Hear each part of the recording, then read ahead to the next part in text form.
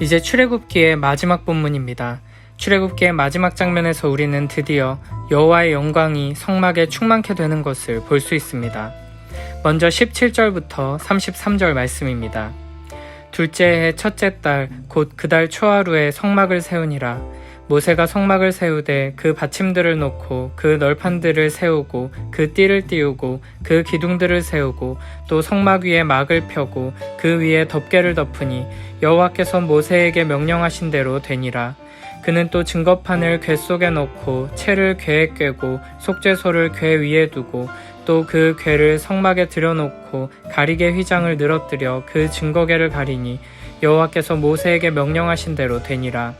그는 또 회막 안 곧 성막 북쪽으로 휘장 밖에 상을 놓고 또 여호와 앞 그 상 위에 떡을 진설하니 여호와께서 모세에게 명령하신 대로 되니라. 그는 또 회막 안 곧 성막 남쪽에 등잔대를 놓아 상과 마주하게 하고 또 여호와 앞에 등잔대에 불을 켜니 여호와께서 모세에게 명령하신 대로 되니라. 그가 또 금향단을 회막 안 휘장 앞에 두고 그 위에 향기로운 향을 사르니 여호와께서 모세에게 명령하신 대로 되니라. 그는 또 성막문에 휘장을 달고 또 회막의 성막문 앞에 번제단을 두고 번제와 소제를 그 위에 드리니 여호와께서 모세에게 명령하신 대로 되니라. 그는 또 물두멍을 회막과 제단 사이에 두고 거기 씻을 물을 담으니라. 모세와 아론과 그 아들들이 거기서 수족을 씻되 그들이 회막에 들어갈 때와 제단에 가까이 갈 때에 씻었으니 여호와께서 모세에게 명령하신 대로 되니라. 그는 또 성막과 제단 주위 뜰에 포장을 치고 뜰 문에 휘장을 다니라. 모세가 이같이 역사를 마치니. 아멘. 앞서 모세는 성막을 세우고 기구들을 배치했습니다. 그리고 모세가 성막을 세울 때마다 여호와께서 명령하신 대로 다 이루어졌다고 선언되었습니다. 모세는 여호와 하나님께서 주신 말씀을 따라 정확한 순서대로 모든 일을 완수했습니다. 그래서 오늘 본문에서도 여호와께서 모세에게 명령하신 대로 되니라 라는 선언이 7번이나 반복되고 있습니다. 이는 성막의 완성이 완벽하고 철저한 순종의 결과물이라는 것을 보여줍니다. 성막은 여호와 하나님의 은혜와 사랑을 경험한 하나님의 백성들이 감사와 기쁨으로 헌신하고 순종한 결과물입니다. 하나님께서는 이렇게 오직 완전한 순종만이 하나님의 뜻을 이루고 하나님의 영광을 드러낼 수 있다는 것을 보여주십니다. 성막을 성막되게 하는 것은 눈에 보이는 건물이 아니라 하나님의 백성들의 사랑의 헌신이며 믿음의 순종입니다. 크고 화려하고 멋진 건축물과 값비싼 장식물이 아니라 하나님을 사랑하는 그 마음과 하나님의 말씀대로 순종하는 삶이 이 땅 가운데 영광스러운 하나님의 임재를 가능하게 할 것입니다. 이어서 34절부터 38절에서는 이렇게 사랑과 순종으로 만들어진 성막에 여호와 하나님의 영광이 가시적으로 나타나게 되는 놀랍고 아름다운 장면이 펼쳐집니다. 구름이 회막에 덮이고 여호와의 영광이 성막에 충만하며 모세가 회막에 들어갈 수 없었으니 이는 구름이 회막 위에 덮이고 여호와의 영광이 성막에 충만함이었으며 구름이 성막 위에 떠오를 때에는 이스라엘 자손이 그 모든 행진하는 길에 앞으로 나아갔고 구름이 떠오르지 않을 때에는 떠오르는 날까지 나아가지 아니하였으며 낮에는 여호와의 구름이 성막 위에 있고 밤에는 불이 그 구름 가운데에 있음을 이스라엘의 온 족속이 그 모든 행진하는 길에서 그들의 눈으로 보았더라. 아멘. 앞서 출애굽기 13장에서 홍해에서 처음 나타났고 22장에서 시내산 정상에서 이스라엘 자손들에게 보였던 영광의 구름이 이제 이스라엘 진영 한가운데 세워진 성막에 덮이게 되었습니다. 이 마지막 5절에는 여호와의 임재의 표시인 구름이 6번이나 반복해서 언급됩니다. 하나님께서는 이스라엘과 맺은 시내산 언약, 거룩한 결혼 언약을 통해 이스라엘과 함께 살기 시작하신 것입니다. 34절과 35절에서는 구름이 회막에 덮이고 여호와의 영광이 성막에 충만하다는 표현이 2번 반복됩니다. 여기서 충만하다는 말은 이 순간에만 잠시 충만했다는 것이 아니라 이 순간부터 지속적으로 계속해서 하나님의 영광이 성막을 가득 채웠다는 뜻입니다. 성막을 가득 채운 구름은 평범한 구름이 아니라 여호와 하나님의 영광을 나타내는 특별한 구름이었습니다. 온 우주의 창조주이시며 영원하시고 무한하신 하나님, 전능하시고 거룩하신 하나님께서 우리 눈에 보이는 방식으로 하나님의 임재와 영광을 드러내주시는 신비롭고 아름답고 놀라운 장면입니다.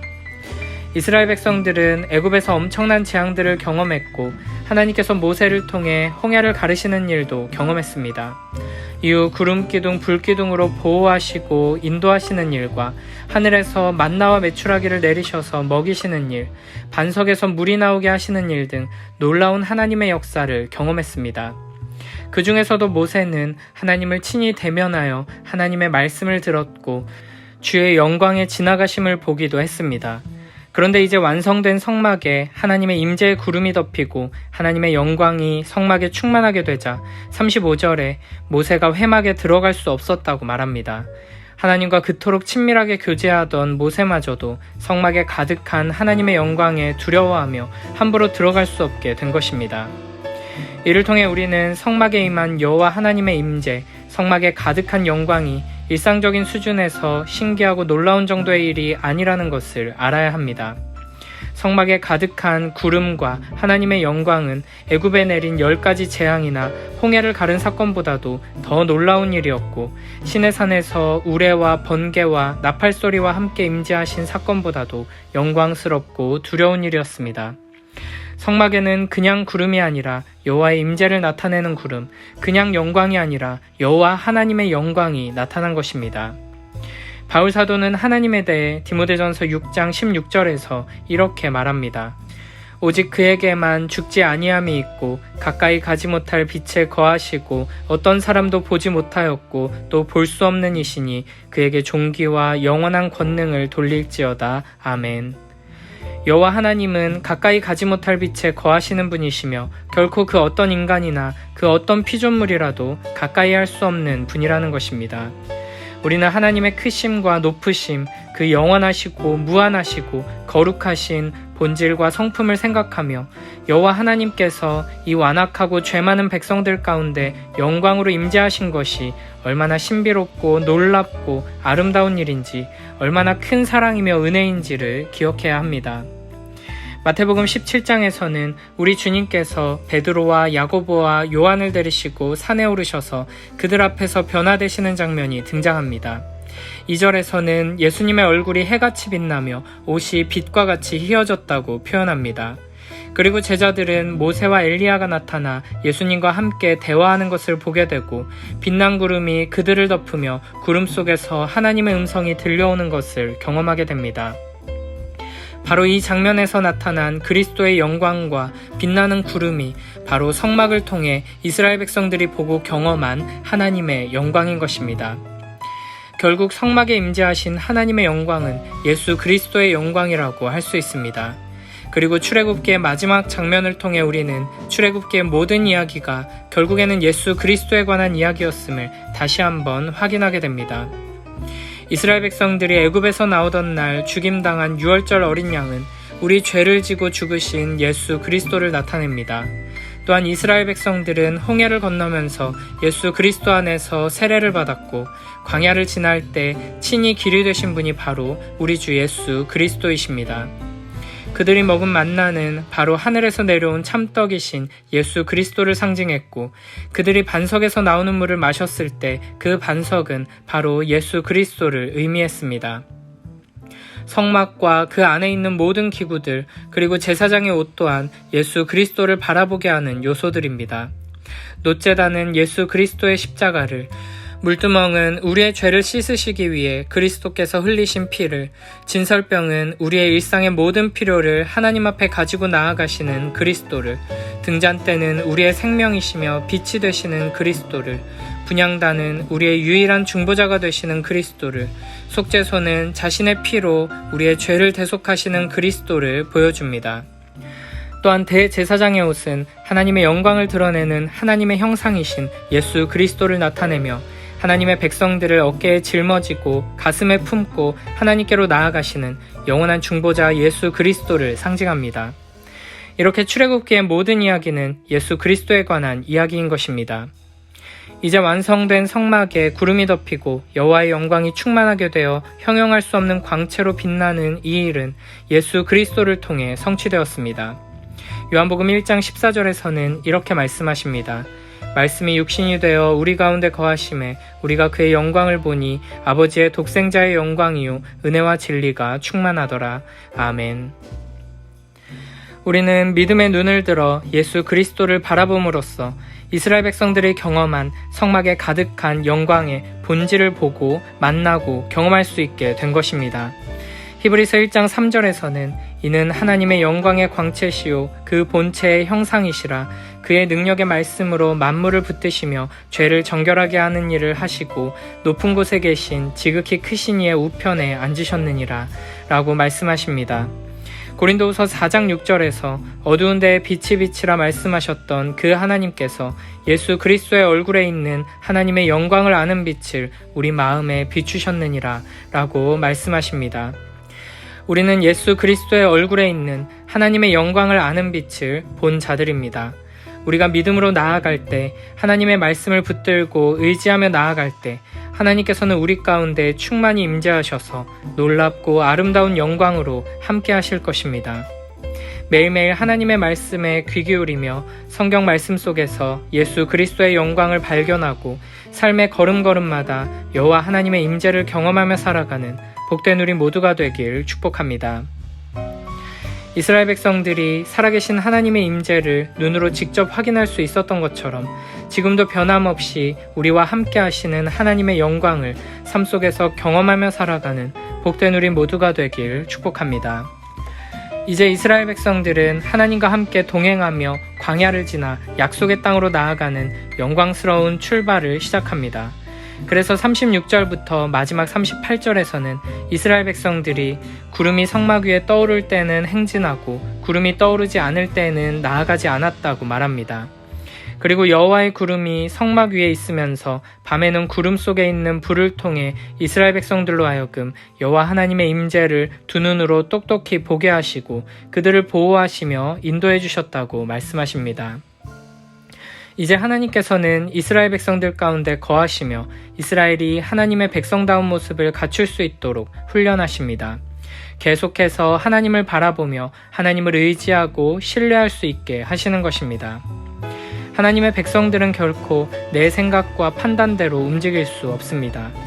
세상의 지혜와 소문들을 듣고 따라가지 않습니다. 오직 여호와 하나님의 인도하심을 따라 주님께서 말씀하시면 나아가고 주님께서 멈추라 하시면 멈춰야 합니다. 이것이 하나님께서 우리에게 요구하시는 믿음의 삶의 모습입니다. 믿음은 내 앞에 어떤 장애물이 있든지 두려워하지 않고 용감하게 한 발 내딛는 태도가 아니라 오히려 내 생각과 판단과 욕심과 계획을 모두 내려놓고 하나님의 뜻을 바르게 분별하며 하나님의 말씀대로 순종하는 태도를 의미합니다. 우리는 눈앞에 문제나 어려움이 다가올 때 즉시 하나님 앞에 엎드려 하나님의 뜻을 구하고 하나님의 도우심과 인도하심을 구하는 훈련을 계속해야 합니다. 하나님과 매일매일 동행하며 점점 더 하나님께 의존적인 존재가 되는 것이 바로 믿음으로 사는 삶의 모습입니다. 세상이 말하는 좋은 길, 넓은 길, 안전한 길이 아니라 내가 생각하기에 편한 길, 빠른 길, 즐거운 길이 아니라 하나님께서 가라고 하시는 길로 나아가고 멈추라고 하실 때 멈추는 것은 결코 쉬운 일이 아닙니다. 우리 안에는 여전히 악한 본성이 남아있고 죄악된 자아가 살아 숨쉬고 있기 때문입니다. 하지만 우리 안에 충만한 영광으로 임재하신 하나님을 계속해서 바라보며 그 인도하심과 보호하심을 삶 속에서 계속해서 경험해 나간다면 우리는 점점 더 하나님을 더욱 신뢰하며 의지하게 될 것입니다. 우리 주 예수 그리스도께서는 내가 세상 끝날까지 너희와 항상 함께 있으리라 약속하셨습니다. 그리고는 우리 안에 성령 하나님을 선물로 주셨습니다. 그러므로 우리는 결코 우리의 인생길을 홀로 걷는 사람들이 아닙니다. 우리는 매일매일의 삶의 한 걸음 한 걸음을 우리와 함께 하시는 하나님과 동행하는 사람들입니다. 그러므로 우리의 삶의 여정은 물론 많은 난관과 어려움을 지나게 되겠지만 아무리 큰 고난을 만나도 결코 실패할 수 없고 결국에는 최종 목적지에 도달하고야 말 것입니다. 무엇보다 우리의 인생은 이 땅에서 무엇을 이루었느냐, 무엇을 소유했느냐가 아니라 여호와 하나님과 동행한다는 것만으로도 무한한 가치를 지니고 있음을 우리는 항상 기억해야 합니다. 온 우주의 창조주이시며 통치자이신 여호와 하나님께서 나를 사랑하셔서 매일매일의 삶에 함께 하시며 한 걸음 한 걸음을 인도하시고 모든 마음과 생각을 지키신다는 것만으로도 우리의 인생은 세상 그 무엇보다도 아름답고 영광스러우며 감격스러운 것입니다. 내가 계획한 대로 이루고 내가 원하는 것을 소유하는 인생이 가치 있다 말하는 이 세상 속에서 예수 그리스도를 가진 것으로 충만한 기쁨과 만족을 누리며 살아가는 복된 우리 모두가 되길 축복합니다. 매일매일 하나님과 동행하며 나의 삶을 통해 하나님의 말씀이 이루어지는 놀라운 역사를 풍성히 경험하며 살아가는 복된 우리 모두가 되길 축복합니다.